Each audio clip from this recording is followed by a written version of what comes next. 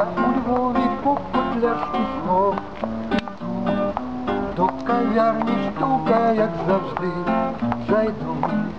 Там працює гарна, ніжна, лагідна струка, чарівна в неї посиджу.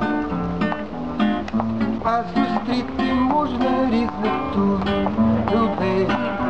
До кав'ярні, наче стежка їх веде.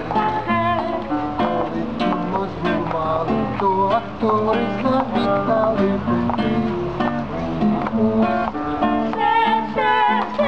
І коли кіно знімали, то актори завітали, випили усе.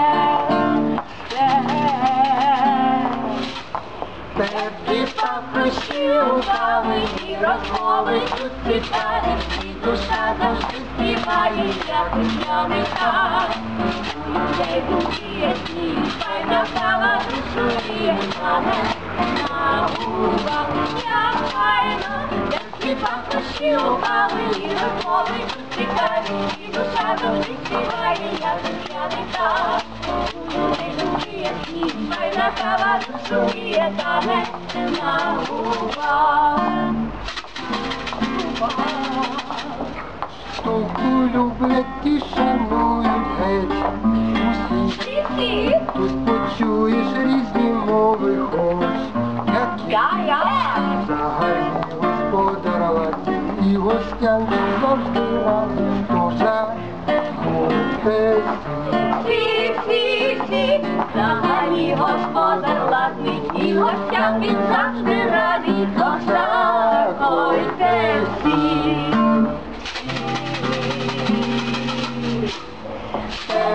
Пахощі лукави і розмови тут цікаві, і душа завжди співає, як весняний так. У людей думки ясні, файна кава душує саме на губах. Як файно, такі пахощі лукави і розмови тут цікаві, і душа завжди співає, як весняний так. У людей думки ясні, файна кава душує саме на губах. Як файно, такі пахощі лукави і розмови тут цікаві, і душа завжди співає, як весняний так. У людей думки ясні, файна кава душує саме на губах. Як файно, саме на губах. Як файно, саме На губах.